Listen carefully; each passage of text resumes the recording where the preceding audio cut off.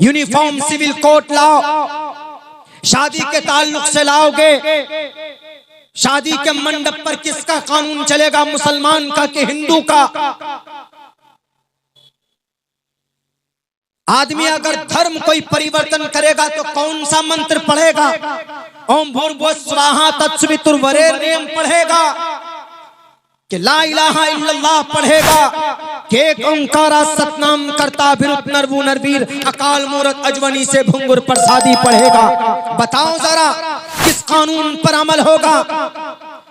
भारत के संविधान का आर्टिकल नंबर 14 जब खुले लफ्जों में कह दिया कि इसके अंदर कोई कॉम्प्रोमाइज नहीं हो सकती, सब के सब बराबर है, इक्वलिटी बिफोर लॉ, कानून के नजर में सब बराबर।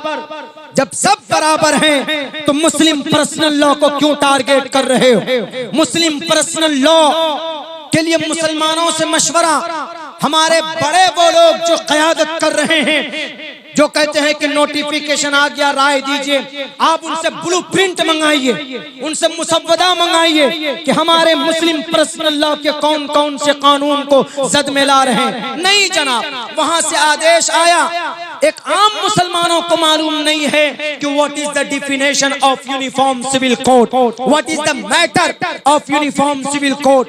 यूनिफॉर्म के जरिए से क्या कहा जा रहा, क्या समझा जा रहा? अगर लाने की कोशिश की जाए, अध्यादेश लाया जाएगा, अगर पार्लियामेंट में कानून पास होगा, राज्यसभा में मना करवाने की कोशिश कीजिए, राज्यसभा में पास होगा तो भारत का राष्ट्रपति मना कर सकता।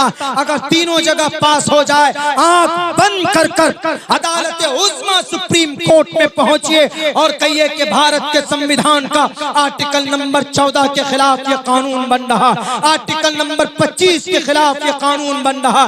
पैसे खर्च कीजिए, चंदा कीजिए, हम चंदा देंगे, कौम चंदा देगा, और केस फाइल कीजिए, केस दायर कीजिए, कानूनी लड़ाई लड़ाइए। नोटिफिकेशन से फायदा नहीं होगा। अगर फायदा होता तो 3 तलाक के ऊपर कानून न बनता।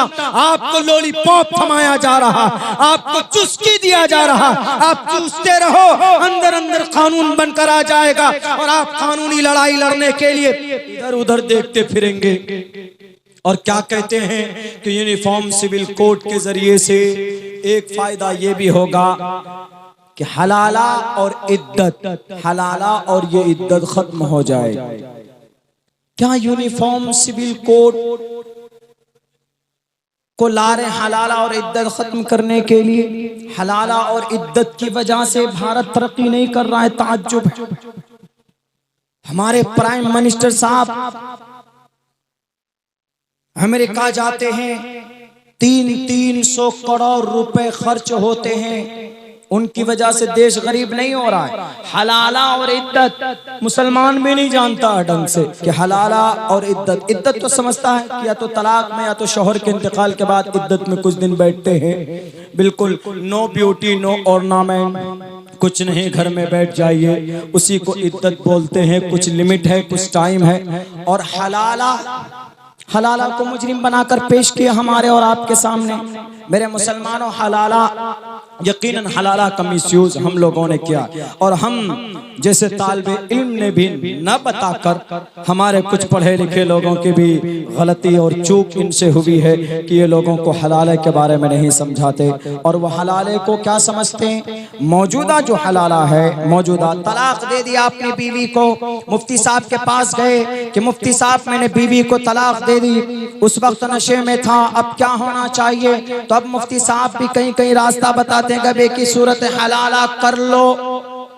मेरे अल्फाज बड़े सख्त होंगे, मुफ्तियान किराम उलमाए किराम बैठे हुए। हलाला करवाया नहीं जाता, हलाला होता है ऑटोमेटिकली। अगर आपने हलाला करवाया जानबूझकर, किसको हलाला समझते? आपने बीवी को तलाक दी, आपकी बीवी को तलाक हो गई, अलग अलग इद्दत गुजारिए जी। इद्दत गुजारने के बाद एक पढ़ा लिखा आदमी कहता है तुम्हारी बीवी जो थी अब तुम उसी से निकाह करना चाहते हो तो अब हलाला कराओ। हलाले का क्या प्रोसेस? इद्दत गुजरने के बाद किसी से उसका निकाह कराओ। निकाह के बाद वो औरत अपने नए शौहर के साथ, जिसके साथ निकाह हुआ, उसके साथ वो वक्त बिताए। वक्त बिताए, उनके साथ बिस्तर पे जाए, खलबत होनी चाहिए। उसके बाद फिर वो शौहर उसको, हम लोग जो हलाला आज समझ रहे हैं, फिर वो शौहर उसको तलाक दे, फिर इद्दत के बाद फिर तुम अब कर सकते हो। ये जो प्रोसेस हुआ है इसको हलाला बोलते हैं। हलाला इस्लाम में जानबूझकर कराना, बिलकस्त कराना कि तुम करो, एक दिन के बाद फिर तुम उनको तलाक दे देना, इतना पैसा ले लो। बहुत लोग कराते हैं, हराम है, नाजायज है, लानत है अल्लाह और उसके रसूल की तरफ से ऐसा कराने पर। फिर हलाला होता कैसे? सपोज दैट मैंने अपने बीवी को तलाक मैंने दी, बीवी अलग हो गई, अलग होने के बाद मैं अलग, बीवी अलग। अब मेरी बीवी ने, उनको जिंदगी गुजारनी, उनको शौहर की जरूरत है, उन्होंने कहीं पे निकाह कर लिया। निकाह के बाद में इत्तेफाक से वो शौहर भी खराब निकल गया, या उस शौहर का इंतकाल हो गया, या उस शौहर का एक्सीडेंट हो गया, या गुम हो गया वो शौहर, या वहां भी बात नहीं बनी, वहां पर भी झगड़े होते थे, तो वहां पर भी अब वो औरत वहां से या तो तलाक ले लेती है, तलाक नहीं, या उसका शौहर मर जाता है। तो ऐसी सूरत में अब उस औरत ने सोचा, यार अब मैं यहाँ निकाह करके आई, दूसरा घर बसाने के लिए, ये घर भी मेरा उजड़ गया, तो अब ऐसा करते, अब कहाँ मैं भटकूं, मैं उसी दूसरे के साथ पहले के साथ चले जाती हूँ, पहला जो मेरा शौहर था उसके साथ मैं चली जाती हूँ। तो अब ये पहले शौहर जिसने तलाक दी थी, पहले शौहर के साथ निकाह करेगा, तो बीच में ये जो काम हुआ, जो निकाह किया उसने, इसको हलाला बोलते हैं। हलाला इसी को बोलते हैं। ये किया नहीं था उसने, हो गया, ये है हलाला। यहां कराते हैं हलाला, और ये लोग जानते नहीं, पहचानते नहीं, समझते नहीं। इस्लाम में हलाला नाजायज, मुरव्वजा हलाला नाजायज हम भी कहते हैं। इस्लाम में तलाक का बेहतरीन तरीका, तलाक के सिस्टम को तुम बदलना चाहते हो कि जितना अधिकार मर्द को है उतना ही अधिकार औरत को मिलना चाहिए। ठीक है, औरत नाक़िसुल अक्ल होती है, औरत का दिल बहुत कमजोर होता है, वो कमांडेड नहीं होती, ग्रांडेड नहीं होती है, वक्त वक्त पर बदल जाती है, औरत कमजोर होती, उनका इरादा कमजोर होता है, उनकी शहादत कमजोर होती है। इसीलिए दो औरत की गवाही एक मर्द के सामने में कबूल की जाती है। क्यों? औरत की कमजोरी की वजह से। इसीलिए इस्लाम ने कहा कि औरत को कोई अधिकार नहीं मिलना चाहिए, वरना छोटी बात होगी फौरन शौहर को कहेगा कि तलाक, फौरन कानून के लिए वो कोर्ट पहुंच जाएगा कि नहीं जनाब तलाक मिलना चाहिए, मैं तुम्हें तलाक देती हूँ। यूनिफॉर्म सिविल कोड लाने से आखिर किसको बदलना चाहते हैं? हमारे मुसलमानों की शरीयत के अंदर मदाखलत करना चाहते, मुसलमानों की पर्सनल लॉ को छेड़ना चाहते। आप बोलो ना कि मुसलमानों तुम्हारी वजह से ये देश तरक्की नहीं कर रहा, हम तुम्हें तारीख गिना कर रखेंगे, हम तुम्हें बताएंगे कि इस देश को तरक्की हमने कैसे दी। इस देश के अंदर मिसाइल नहीं था तो मिसाइल देने के लिए मुसलमान कलमा पढ़ने वाला आगे बढ़ा। इस देश के अंदर, इस देश में क्रिकेट की दुनिया के अंदर नाम रोशन करने वाले हमारे कलमा पढ़ने वाले मैदान में आए तो देश का नाम रोशन किया। इस देश को तरक्की नहीं मिलती थी, गुनाहों की दुनिया में मार्केट करते हो। जब तक उर्दू जुबान को नहीं दाखिल करोगे तो उस वक्त तक तुम्हारा नाम बुलंद नहीं होगा, तुम्हारे म्यूजिक कबूल नहीं होंगे। वह गलत बात है। मैं तर्जमानी नहीं कर रहा हूं, बल्कि इन लोगों को समझाना चाहता हूं कि जिसको तुम गलत नजरिए से देखना चाहते हो, भारत के संविधान को तुम बदलना चाहते हो। इस देश की एक पुरानी तारीख मुसलमानों की रही है, मुसलमानों ने इस देश को तरक्की दी है, अपने खून को बहाकर तरक्की दी है। इस देश को तरक्की देने में इन्होंने अपने आप को कमजोर कर लिया। सच्चर कमीशन की रिपोर्ट पढ़ो, मुसलमान अगर कमजोर है तो अपनी करतूत की बुनियाद पर, लेकिन देश के खिलाफ कोई मुसलमान कहीं नहीं गया। कानून बनाना है आपको मुसलमानों के लिए तो बनाइए ना, सैकड़ों मुसलमान मॉब लिंचिंग कर दिए जाते। 2 रोज पहले भुवनेश्वर की सरजमीन पर 3 किलोमीटर दूर वहां के सीएम के घर से 2 नौजवानों को बांध कर मारा गया। आप किसके ऊपर रोक लगाओ ना? अगर मॉब लिंचिंग रुकेगा तो देश तरक्की करता हुआ जाएगा। क्या हुआ उत्तराखंड के अंदर? ये कह दिया गया कि मुसलमान यहाँ पर कोई बिजनेस नहीं करेगा। क्यों? भारत के संविधान का आर्टिकल नंबर 19 के अंदर क्या कहा?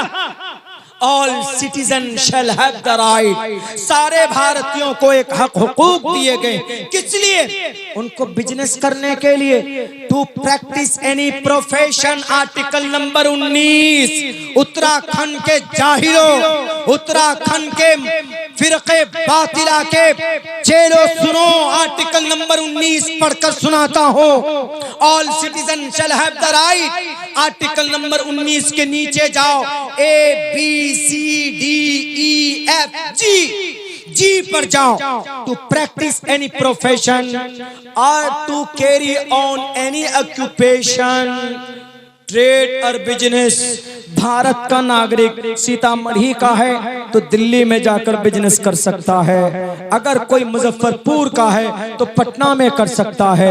बिहार का है तो केरला में जाकर कर सकता है। अगर कोई सीमांचल का है तो उत्तराखंड में जाके कर सकता है। वहां के नौजवानों ने, वहां के फिरक़े बातिला ने क्या कहा कि मुसलमानों, तुम जितने भी यहाँ पर फर्नीचर का काम कर रहे हो, तुम्हारी दुकान तरक्की कर रही है, इसीलिए तुम लोग दुकान बंद कर लो, नहीं तो फला तारीख तक तुम्हारी दुकान में ताले डाल दूंगा। भारत के प्राइम मिनिस्टर साहब, क्यों मुंह में आपका दही जम जाता? देश को असल कमजोर ये लोग कर रहे हैं, क्यों नहीं आपका मुंह खुलता? आप इन लोगों के खिलाफ जो आर्टिकल नंबर 19 का वायलेशन कर रहे हैं, आर्टिकल भारत के संविधान के दफा नंबर 19 को तोड़ रहे हैं, आपने क्यों नहीं कहा इन लोगों को कि इस देश के अंदर प्रैक्टिस एनी प्रोफेशन और carry on any occupation, a trade और बिजनेस। जब लिखा हुआ है कि कोई मुसलमान हो कि हिंदू हो किसी भी स्टेट में जाकर तिजारत कर सकता है, आप क्यों नहीं मना करते इन लोगों को? क्यों मना नहीं करेंगे? इसीलिए कि आपके चेहरे, आपके चमचे, आपके काम करने वाले होते हैं। आपके पीछे पुश्त पनाही में ये लोग काम करते। इन दहशतगर्दों को, इन देश के लुटेरों को, इन शराबियों को रोक लो। खुदा की कसम देश हमारा तरक्की करेगा। इन लुटेरों को जिनको आप पैसे ट्रांसफर करते, आप शेल कंपनी में 20,000 करोड़ रुपए आप देते हैं पीएम फंड से निकाल कर, इन लुटेरों के हाथ में हथकड़ी लगाओ। मैं कसम खाकर कहने के लिए तैयार हूं, हमारा देश तरक्की करेगा। हर इंसान के अकाउंट में 1-1, 1.5 लाख रुपए जमा होगा। असल देश तरक्की इसलिए नहीं कर रहा, यूनिफॉर्म सिविल कोड, शरिया कानून की वजह से देश की तरक्की थोड़े रुकी हुई। आज थोड़े, भारत के अंदर में मुसलमान कब से हैं? हजारों साल पुरानी तारीख है इस देश के मुसलमानों की, और खुसूसन